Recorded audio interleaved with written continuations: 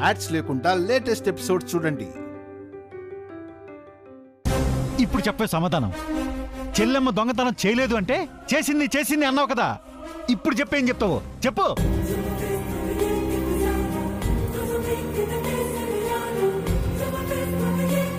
ఇప్పటికైనా అర్థమైందా అమ్మా నువ్వెంత పెద్ద తప్పు చేశావో అని?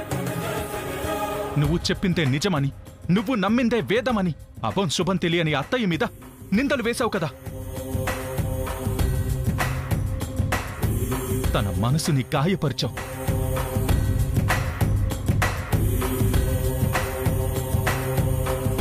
తన ప్లేస్లో నువ్వు ఉంటే తెలుస్తుందమ్మా అత్తయ్య మనసు ఎంత గాయపడిందో. నిజమేరే సీను, మేమంతా తొందరపడ్డాం. ఆ సమయంలో అలా చూసేసరికి మన మనిషి తప్పు చేయడం ఏంటని కోపం వచ్చింది.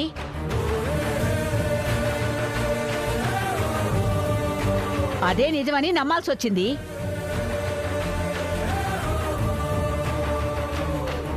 మీరు నమ్మకపోయినా మీ కూతురు నమ్మేలా చేస్తుంది అత్తయ్య.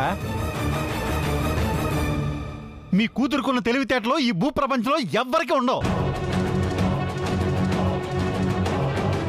ఎలాంటి వ్యక్తి అయినా సరే తను ఏం చెప్పినా అది నిజమని నమ్మేస్తారు. అలా నమ్మించేస్తుంది. ఇప్పటికైనా నీకు బుద్ధొస్తే వెళ్ళి చెల్లెమ్మ కాలమే పడి క్షమాపణ అడుగు. నేనెందుకు అడగాలండి? నేనేం తప్పు చేయలేదు. ఏదో చిన్న అపార్థం చేసుకున్నాను. అయినా వదిన చేసిన తప్పులతో పోలిస్తే అసలు నా తప్పే కాదు.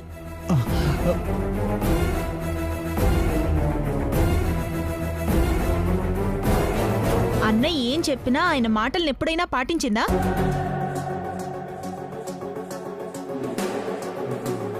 అన్నయ్యకి ఇష్టం లేని పనులన్నీ చేసుకుంటూ వెళ్తుంది.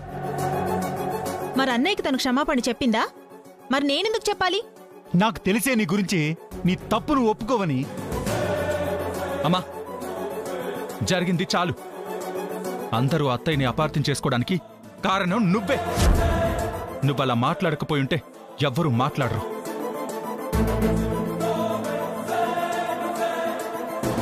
అత్తయ్య దొంగతనం చేసింది అని బలవంతంగా అందరినీ నమ్మించే ప్రయత్నం చేసింది నువ్వే.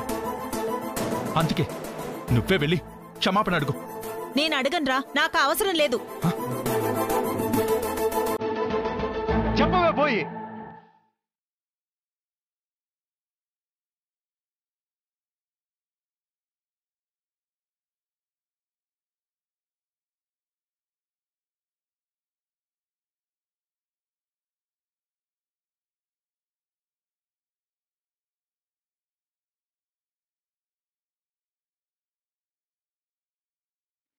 ఏం జరుగుతుంది?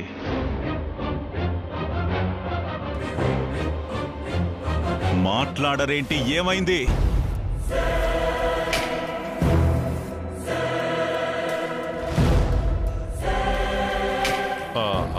అన్నయ్య చెప్పు శివ. అది నా గొలుసు పడిపోయింది. అది వదిన తీసి పెట్లో పెడుతుంటే వదిన దొంగతనం చేసిందని అక్క పొరపాటు పడింది.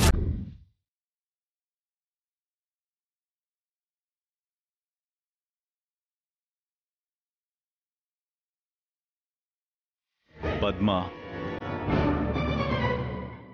ఇది నిజమా?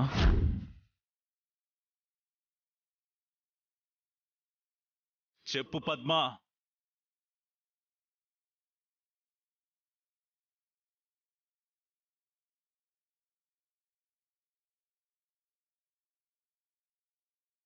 నిజమే అన్నయ్య.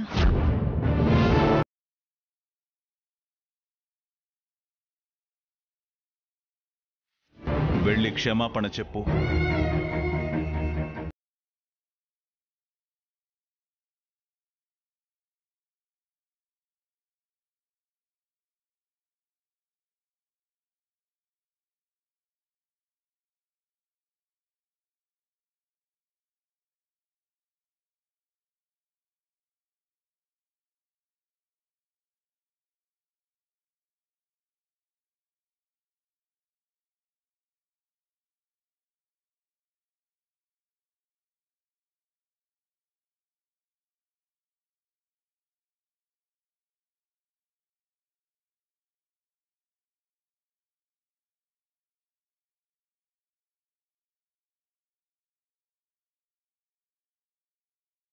విషయం పెద్ద గొడవ అవుతుంది. మీలో పెరుగుతున్న చిన్న చిన్న ఈర్ష్యలు, చిన్న చిన్న దూరాలు మీకు తెలియకుండా ఎదుటి వాళ్ళని నేరస్తుల్ని చేసే స్థాయికి దిగజారుతున్నారు. ఇది తప్పు.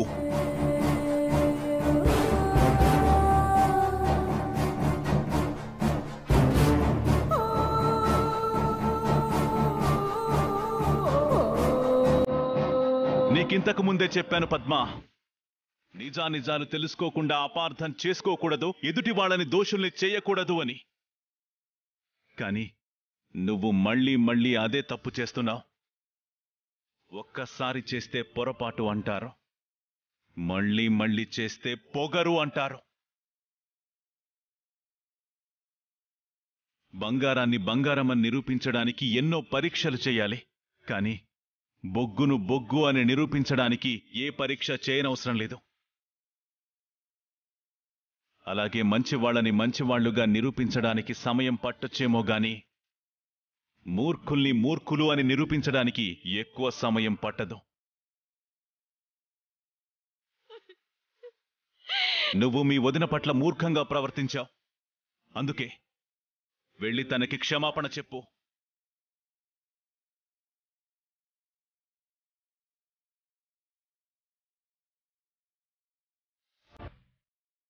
వెళ్ళాలి పద్మా.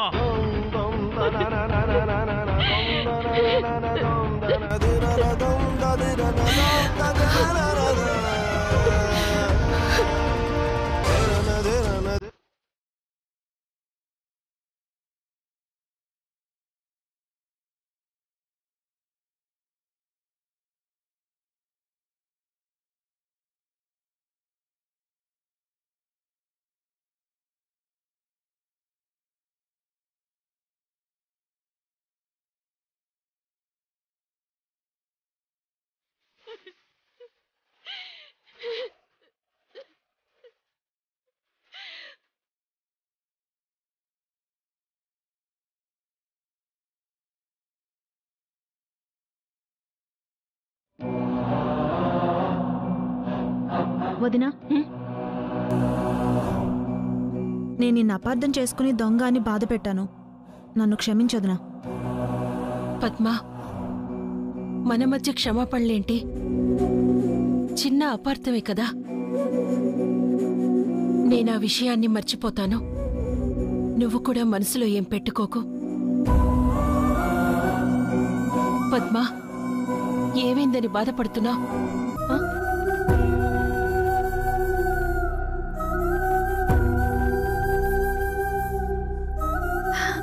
అమ్మా, నీ మనసు ఇప్పుడు ప్రశాంతంగా ఉందా? నాన్న కూడా నిన్నే తిడతారేమో అనుకున్నాను, కానీ నిజం తెలుసుకుని అత్తయ్యనే తిట్టారు.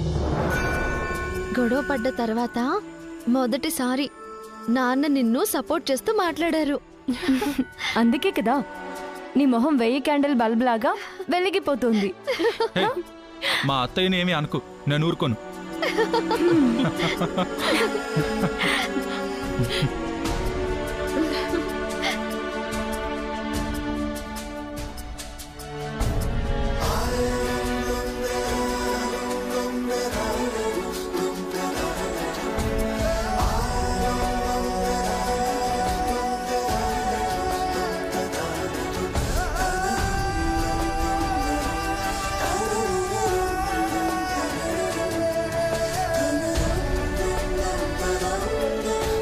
నాన్న మాటలు గుర్తొచ్చే కదా నువ్వు నవ్వుతున్నావు.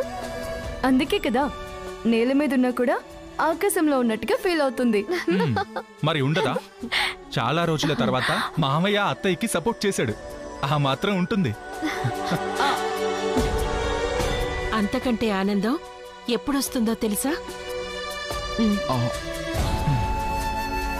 నా పిల్లలకి నా చేత్తో నేనే భోజనం పెట్టినప్పుడు.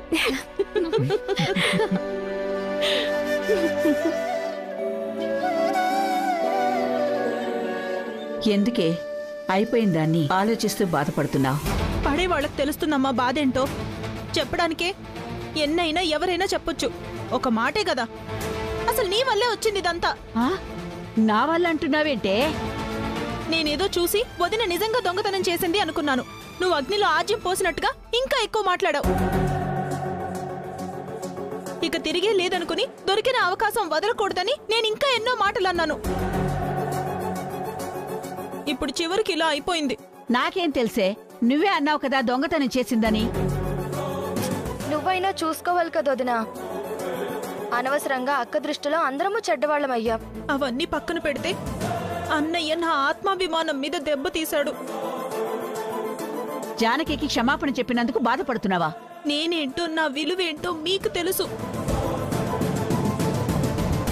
అన్నయ్యకి చెప్పినా నేనంత బాధపడేదాన్ని కాదు.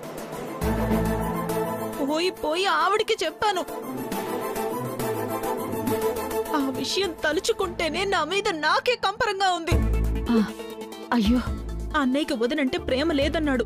బయటికి చెప్పుకోడు కానీ చాలా ప్రేమ ఉంది. అందరి ముందు చెల్లెలన్న కృతజ్ఞత కూడా లేకుండా ఆవిడికి క్షమాపణలు చెప్పించి నన్ను అవమానించాడు. అయినా ఇప్పుడు ఏమైంది వదినా? ఇంకేం కావాలే? పోను పోను అన్నీ మారిపోతున్నాయి, మారిపోతాయి కూడా. అన్నయ్య ఆద్యను కూడా క్షమించేసి పర్మనెంట్ గా ఈ ఇంటి కూతురు అన్నా కూడా ఆశ్చర్యపోనవసరం లేదు. ఏంటే నువ్వు అంటుంది? మీ వదింది తప్పు లేదు కదా అని క్షమాపణ చెప్పించాడు అంతేనే. దాని గురించి నువ్వెక్కువ ఆలోచించకమ్మా. లేదమ్మా, రాను రాను వదిన మాటే చెల్లుతుంది తప్ప అన్నయ్య మాట చెల్లదు. పెత్తనో ఆవిడ చేతిలోకి వెళ్తే ఆద్య ఈ ఇంటి కూతురు అయిపోయినట్టే.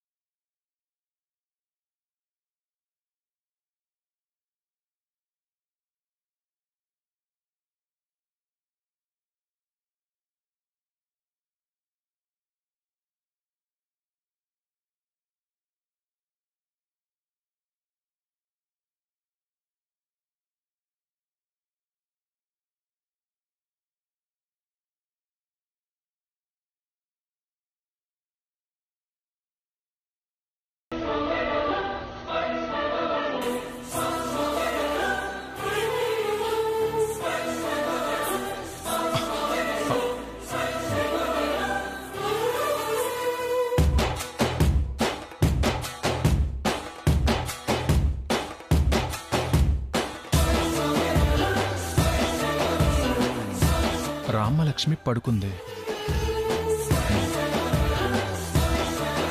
ఆద్యా, ఆద్యా, ఆద్యా.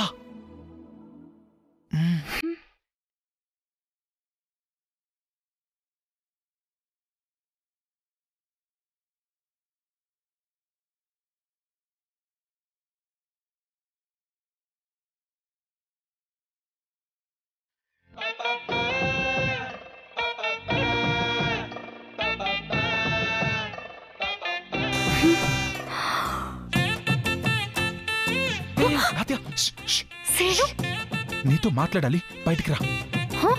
ఇప్పుడా? నీకేమైనా పిచ్చా? రామలక్ష్మి పడుకుంది. కుక్కు.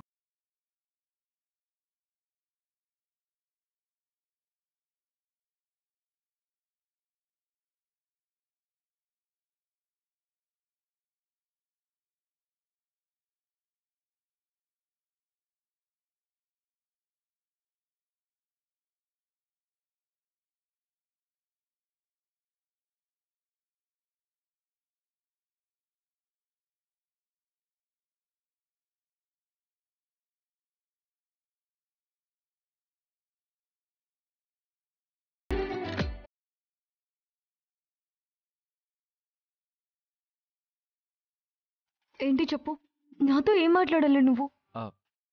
ఆద్యా, మా అమ్మ అత్తయ్య దొంగతనం చేసింది అని నింద వేసింది. కానీ తర్వాత క్షమాపణ అడిగింది కదా. మా అమ్మకి కొంచెం తొందరపాటు, అందుకే అన్ని విషయాల్లో తొందరపడుతూ ఉంటుంది. అంతేకాని మా అమ్మ చాలా మంచిది. మా అమ్మ నిన్ను తిట్టింది అని నువ్వు మనసులో ఏమీ పెట్టుకోక ఆద్య. అది తొందరపాటు కాదు, కావాలని మా మీద చూపించే సాడిజం. కావాలని మీ అత్తయ్యని తిడుతుంది. ఎందుకంటే ఆవిడ నన్ను తీసుకొచ్చి ఇంట్లో పెట్టుకుంది కదా, అందుకే. మీ అమ్మకి కడుపు మంట. అలా ఏం లేదాద్య, నువ్వు మరీ ఎక్కువ కోపం పెంచుకోకు.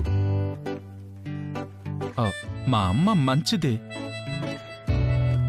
అసలే ఫ్యూచర్లో అత్త కోడళ్ళుగా కలిసి ఉండాల్సిన వాళ్ళు.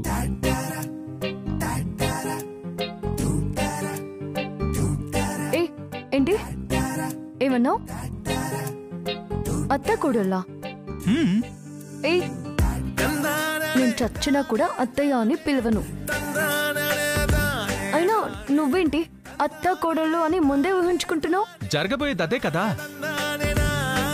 నువ్వు నాకు భార్య అయితే మా అమ్మ నీకు అత్తే కదా. శ్రీను, నీకు మళ్ళీ మళ్ళీ చెప్పడం నా వల్ల కావడం లేదు.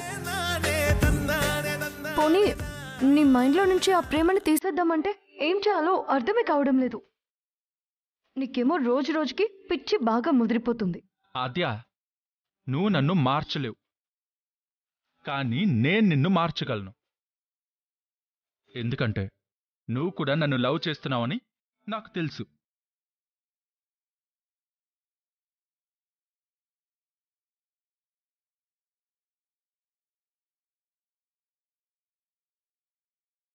నేను నిన్ను ప్రేమించట్లేదు అంటే ప్రేమిస్తున్నావు నాకు తెలుసు అంటావేంటి? అసలేం తెలుసు నీకు? ఏం తెలుసు? ఇదిగో నీ మాటల్లో ఈ తడబాటే చెప్తుంది నువ్వు నన్ను ప్రేమిస్తున్నావని. నేనేం తడబడట్లేదు, స్ట్రైట్గానే మాట్లాడుతున్నాను. ఆద్యా, నువ్వు నీ ప్రేమని ఎంత దాచాలనుకుంటున్నావో అది నీ కళ్ళల్లోనే కనిపిస్తుంది.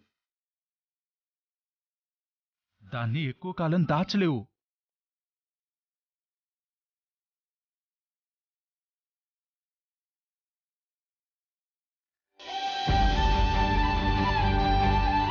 శ్రీను, ప్లీజ్ నన్ను ఇరిటేట్ చేయకు. నువ్వు అనుకున్నదేది జరగదు. దయచేసి ఇక్కడి నుంచి వెళ్ళిపో.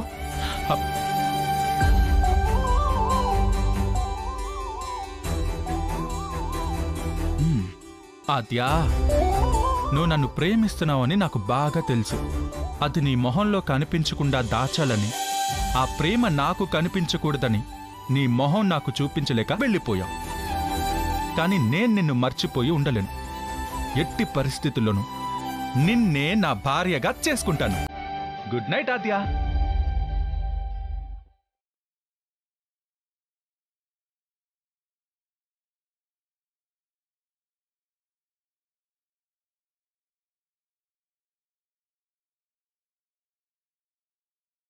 సారీ శ్రీను, నీతో నువ్వంటే ఇష్టం లేదు అని చెప్తున్నా కూడా నా మనసు నిన్ను ప్రేమిస్తున్నానని చెప్పేమని తొందర పెడుతోంది. నువ్వు నాతో నువ్వే నా భార్యవి అన్నప్పుడు నిజంగా నాకు కూడా నీ భార్యగా ఉండాలనిపిస్తుంది. కానీ ఇన్ని గొడవల మధ్య, ఇన్ని మనస్పర్ధల మధ్య నేను నిన్ను పెళ్లి చేసుకొని నేను సంతోషంగా ఉండలేను, ఇంట్లో వాళ్ళని సంతోషంగా ఉంచలేను. అందుకే ఈ జన్మకి ఇంతే.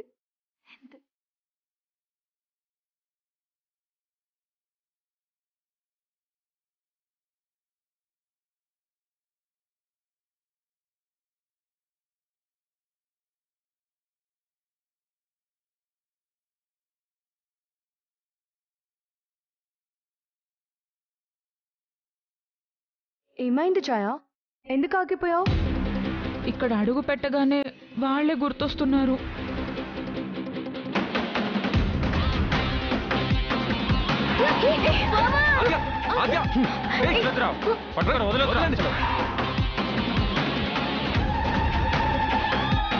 మరెందుకు గుర్తు తెచ్చుకుంటున్నావు? ఛాయా వాళ్ళ గురించి మర్చిపో. అది కాదు రామలక్ష్మి, ఆ రోజు వాళ్ళు ఎంత గొడవ చేశారో చూసావు కదా. తలుచుకుంటేనే నాకు వణుకొస్తుంది. ఛాయా, చూడు ఛాయా, నువ్వేం తప్పు చేయలేదు కదా. అంత భయపడాల్సిన పని లేదు. నువ్వు ఎలా ఉండాలో అలా ఉంటే సరిపోతుంది. అయినా మనం ఇలాగే ఉండాలని చెప్పడానికి వాళ్ళెవరు? అది మన ఇష్టం. నువ్వు తప్పు చేసావని అనుకుంటే ఇంటికెళ్ళిపో, లేదంటే మాతో లోపలికి రా.